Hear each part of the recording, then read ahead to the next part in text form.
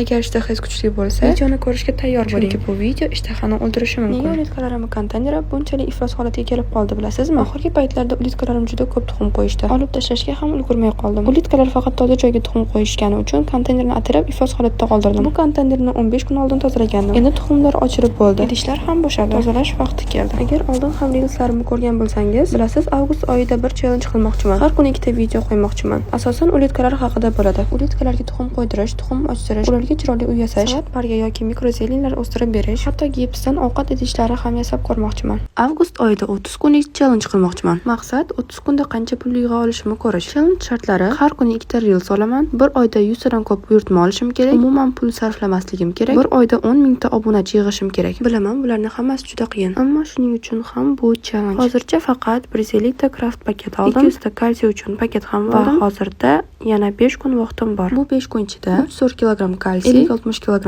to'r va 50 ta idish ham olishim kerak. O'zimni biroz bosim ostida his qilaman. Har kuni ikkita reels olish degani 30 kunda 60 ta video degani. Faqat kontent olish emas, montaj qilish, yozish, tahrirlash hammasi vaqt va kuch talab qiladi. Eng qiyini esa 60 ta videoga 60 ta ideya topish. Aslida o'zimga avgustgacha hech bo'lmasa 1000 ta obunachi yig'aman deb niyat qilgandim. Lekin hozircha bor yo'g'i 700 ta bo'ldi. Shu sababli bir oyda 10 ming ta obunachi yig'ish haqiqiy jang bo'ladi. Ammo shuning uchun bu challenge. Oson bo'lsa challenge bo'lmasdi-ku, to'g'rimi? Bilmadim, eplolamanmi yo'qmi?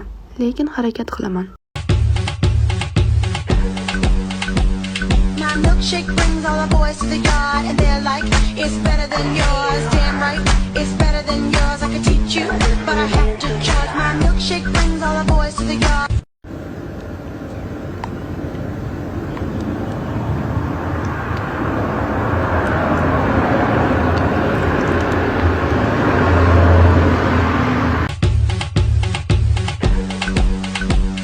My milkshake brings all the boys to the yard and they're like, it's better than yours. Damn right, it's better than yours. I could teach you, but I have to charge. My milkshake brings all the boys to the yard.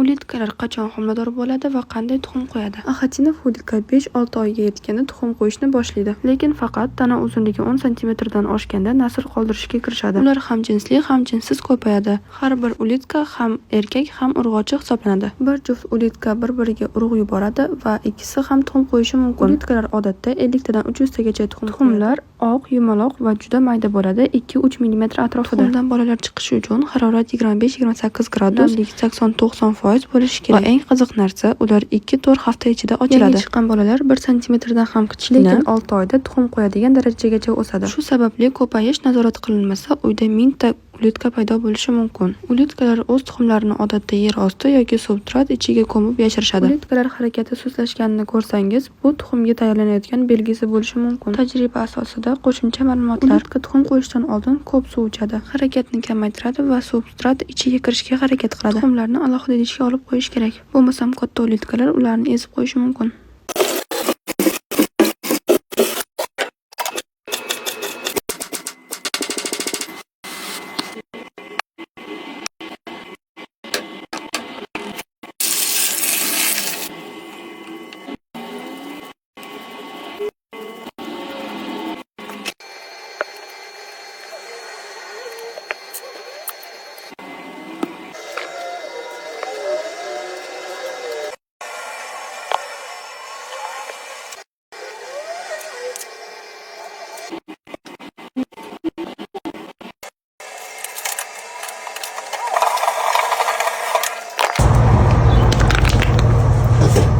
Hamma kutgan video ulitkani tuxumlatish jarayonini ko'rsataman. Menda hozir ikkita konteyner bor, bittasi katta, bittasi kichkina. Muhimi, ulitkalar tuxum qo'yish uchun katta konteyner zarur. Kichkina joyda ular na qo'shiladi, na tuxum qo'yadi. Shuning uchun bugun ulitkalarimni konteynerini almashtiraman. Katta konteynerdagi 2 cm ulitkalarni ajratib olishim kerak. Eng katta muammo, kichkina ulitkalar ko'p bo'lsa, ularni topish qiyin bo'ladi. Chunki ular to'r tagiga kirib ketadi. Shuning uchun to'rni bitta-bittalab tekshirib chiqish kerak. Hattoki o'zim 2 marta ko'rib chiqaman. Keyin konteynerni tozalaymiz. Katta ulitkalarimiz tuxum qo'yish uchun qulay qilib 5-6 cm qalinlikda to'g'ri solamiz. Ovqatlarga alohida e'tibor beramiz. Turli vitaminlarga boy bo'lishi kerak. Kalsiy qolmagani uchun oddiy tuxum po'chog'idan sepgan edim. Lekin bu bir hafta oldingi video edi. Hozir esa sotuvda sifatli kalsiy bor. Kalsiy ulitkalarni tuxumlatishda juda yaxshi ta'sir qiladi. Tuxumning soni va sifati oshadi. Keyin ulitkalarni cho'miltirib katta konteynerga joylashtiramiz. Joy esa salqin, soyali, lekin 28-30 gradus issiqlikda bo'lishi kerak. Odatda ulitkalar 2 hafta ichida tuxumga kiradi. Endi 14-16 kundan keyin shu jarayonni yana takrorlab ko'ramiz. Ulitkalar faqat toza joyga tuxum qo'yadi. Agar torf yangilanmasa, tuxum ham qo'ymaydi.